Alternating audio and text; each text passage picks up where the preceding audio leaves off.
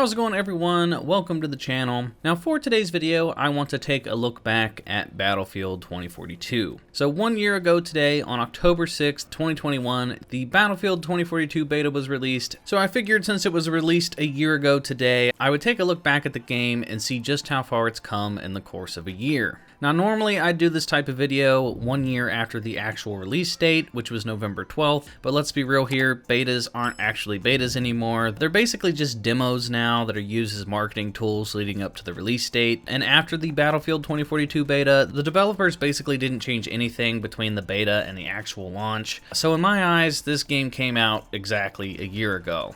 So, 2042. If you guys are watching this video, you probably know just how awful the launch of this game was. There was tons of bugs and glitches, tons of missing features from the previous games. The lack of detail in all the weapons and the environments was just really embarrassing. There was no scoreboard, no voice chat, very little maps, very little weapons and vehicles, and my personal biggest issue was the lack of destruction. Battlefield 2042 was a disaster. The community was in an uproar, the player numbers were dropping drastically day by day, there was tons of pushback for the developers on Twitter and Reddit, which didn't come as much surprise when you had developers tweeting out things like this that was just adding fuel to the fire. We had this tweet from one of the developers that got memed into oblivion. This was before the beta, and this was when they announced that the game was going to get delayed for a little bit more time in the oven. He said, "Hey, I really appreciate all the support from the community regarding the new 2042 dates. It feels so good that you trust us, and you should. It's a solid game. This isn't my first rodeo. It's not a project in trouble.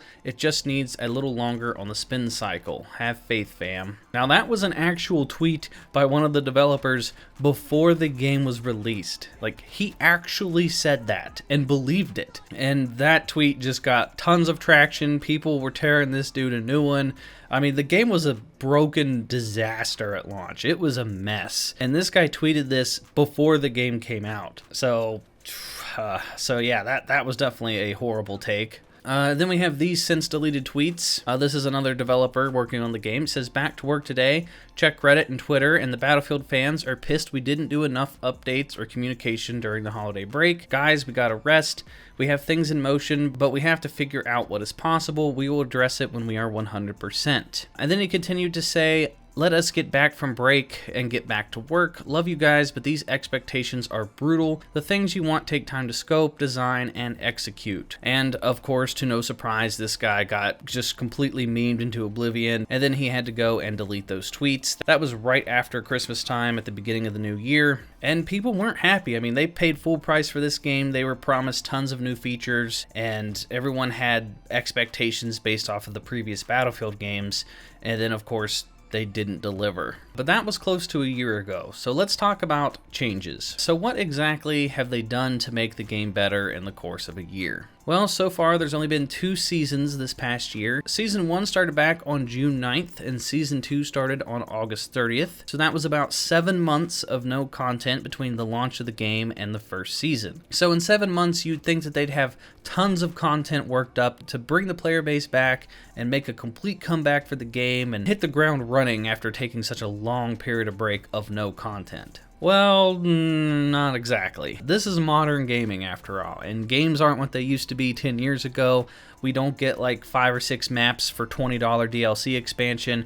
Now everything is focused more on microtransactions and trying to scam the player base instead of actually giving players content for the value of their money that they spend. So for about 6 months, they focused on nothing but bug fixes and glitches and a bunch of the core issues that the player base had with the game because of all the mistakes and the direction changes they made for the launch of this game. For 6 months, they basically did damage control because of the new specialist system and the way that the specialists were made around microtransactions. You expected this feature to work? Sounds like you haven't heard of a little thing called modern gaming.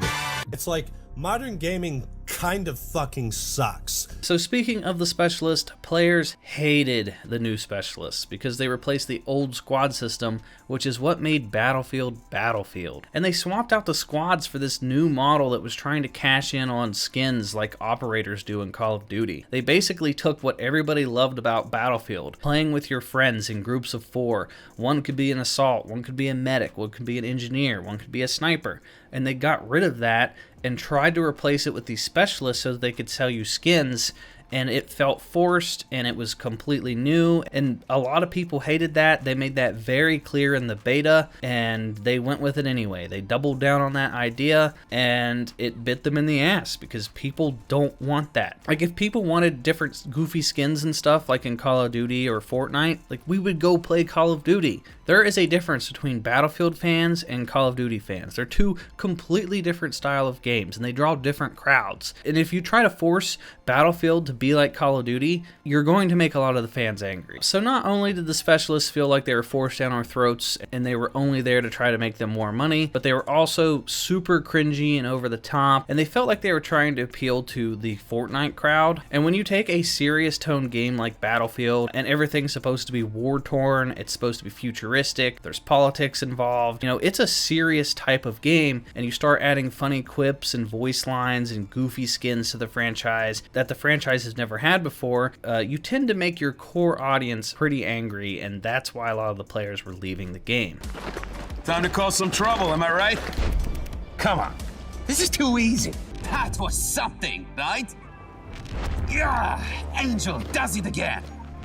Don't be sad. This is just how it works out sometimes.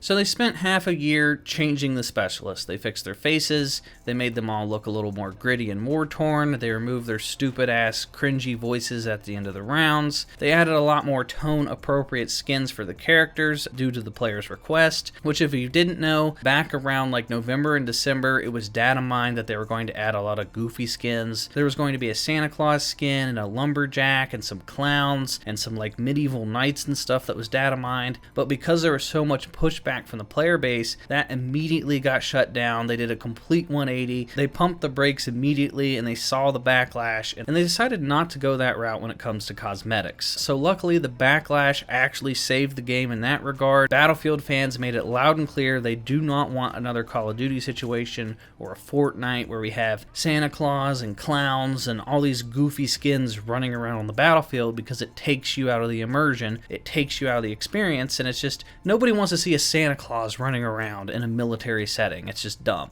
So they spent a half a year making the specialist a lot less cringy. They made them look rougher and tougher. They made future skins look good and appealing, and they made the game feel like it was more of a military setting, which in my opinion I think was a good call, and it was definitely a good change. So within that half a year, they also finally added a scoreboard, so you can finally actually see how you're doing compared to other players. They added in-game voice chat, so you can finally talk to your squad mates, and they made a lot of bug fixes, which I have to say, compared to launch, it feels like a completely different game in terms of stability and weapon handling. At launch, you could literally shoot people standing still and you could still miss your target. So they've made a lot of good changes to the weapons to actually shoot like weapons. I mean, it took them a half a year to finally get their first-person shooter to actually be a first-person shooter. But I will say, if you play the game now versus playing the game a year ago, it does feel like a completely different experience. So what about new content? Did they add anything new worth playing? If you're a returning player and you haven't played this in a year, or if you've never played the game before and you just wanted to wait to see what content they've added, you know, have they added anything substantial? Have they added anything that's worth putting in the time into Battlefield 2042? Well, in 2 seasons, we've received 2 maps. Yes, just 2 maps. This isn't Battlefield 4. We don't get like 4 or 5 maps for $20 anymore. We get 2 maps every 6 months. That's, you know, welcome to live service games. They give you less and we pay more. Unfortunately, that's how it works now. And the 2 maps are called Exposure and Stranded. Now I have to say, I do actually enjoy these new maps. You can tell they listened to the feedback and made changes for the new maps based on all the complaints about the lack of cover and the maps being way too open and stuff. So they did listen to the community and they made the map changes, and they made the new maps based around the feedback from the player base. So the 2 maps, in my opinion, I think are good maps. Which leads me into the next change, which is the decrease in player size for game modes. Now they got rid of the 128 player modes for the most part because it just didn't work out. The 64 versus 64 sounded good on paper, but the matches made the maps just way too open and way too chaotic. You would often just spawn die, you would spawn in big open fields and just run and run and run and get sniped, and it just felt like a walking simulator. So they got rid of a lot of the 128 player modes, but they still do have 64 versus 64 conquest. So if you still want to play the really big game modes, you still have the option to do so, but it's going to be only limited to conquest. So the 128 player conquest isn't nearly as bad as it was at launch because they spent the past year changing the old maps based on the player feedback. They've since changed the spawn points and the capture points, and they added a lot more cover to the old maps to make them feel a lot better, which I have to say really made a huge difference for the old maps, and it feels like a night and day difference for some of them. So if you played the game at launch and you didn't like the open fields and the lack of cover, if you played the game today, you're going to see that a lot of the maps have completely changed. There's a lot more cover. It flows a lot more smoothly. The maps aren't nearly as wide open as they used to be. They've condensed them down, and they actually play a lot better. So they did make some good changes to those maps. So let's talk weapons and vehicles. So far, there still aren't very many weapons compared to the previous Battlefield games. They did add a new crossbow, an LMG, an assault rifle, an auto pistol, and they've ported over some weapons from Battlefield 3 from Portal mode to All Out Warfare, which as of recording this video, the Battlefield 3 weapons are pretty unbalanced and they're kind of crappy. They also don't have hardly any customization options, which is a pretty big bummer. So the new weapons that they added to the game really feel like they just wanted to shut the player base up and sort of just slap them together to add some fluff to the weapon pool, because the Battlefield 3 weapons they ported over really feel lazy. You can't hardly customize them at all. They each come with a couple scopes. The weapon accuracy on them is awful. You can't change the look of the weapons. I wish that they would put a little bit more time and effort into the weapons, but the weapons that they made from scratch for All Out Warfare, those weapons actually feel pretty good. But overall, there's still a lack of weapons compared to previous Battlefield games, but there are quite a few more since launch. As for vehicles, they've added a stealth helicopter, which can be very overpowered at certain times, and they've added the new EBLC Ram, which is pretty much just a Jeep with a big cannon on top of it. It's pretty fun to use. After playing with the new vehicles, I'll say they're pretty fun. It just sucks that they've only added just a couple in the span of a year. So the vehicles are good, they're just a little underwhelming. They've also added 2 new specialists in this amount of time. One has a guided missile launcher and the other has a portable minigun turret, which is pretty neat. And depending on how you feel about the specialist, it's hit or miss. You know, I think the abilities that they give these new specialists are cool, but I'm still not really a fan of the specialist system, which they did come out and say that they're planning on changing the specialists at a later time. I think later this year they're going to go back to a squad-based system, so I'm interested to see how that's going to work. And I think a lot of the player base is going to like those changes, you know, going back from specialists to the old squad-based system. I think that's going to be a good change.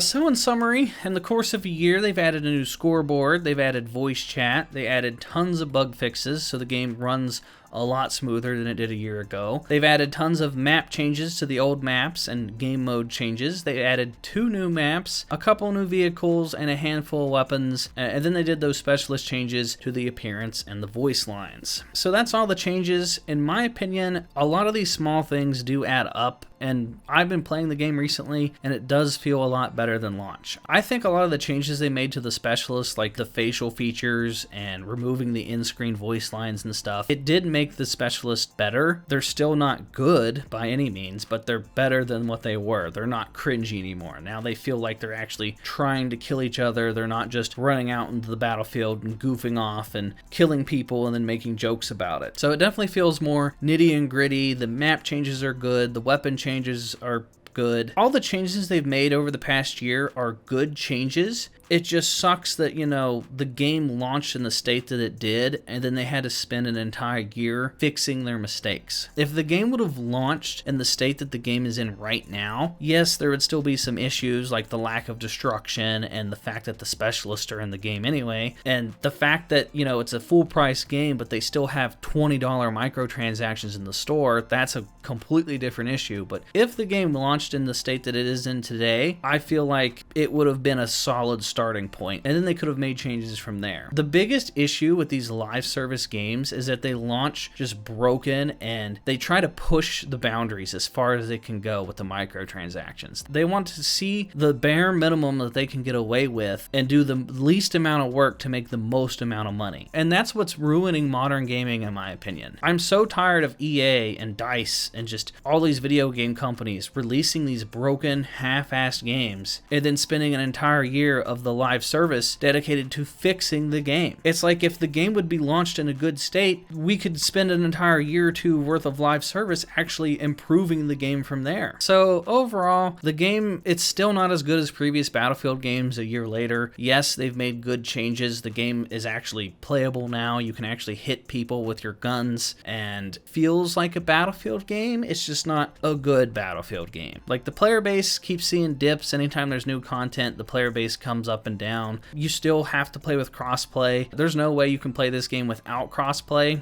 If you try, it's just impossible to find a match. Portal's still basically dead. But I have had some fun moments, like when they have special events going on, like they had the Rush Extra Large event going on, I think last week, and it was some of the most fun I've had in Battlefield in a long time because it felt like old school Battlefield, and it was on old school maps. Like, some of the best maps in Battlefield 2042 are just the maps from the old games that are in Portal. So the game is a lot better. If I was to rate the game right now, I'd still only give it like maybe a 6 out of 10 versus, like, I loved Battlefield 1 and I loved Battlefield 4. To me, those games are like solid 9s or even 10 out of 10s. Like, I love those games.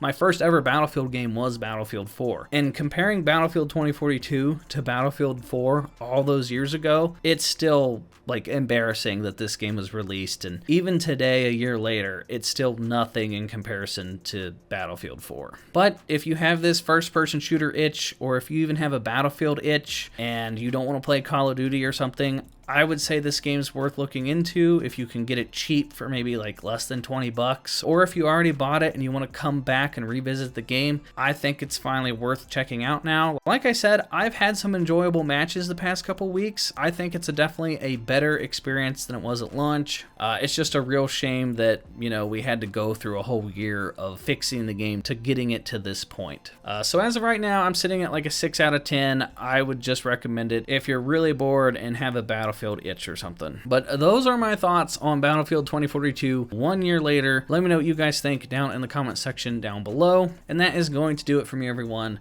and I will talk to you all in the next video.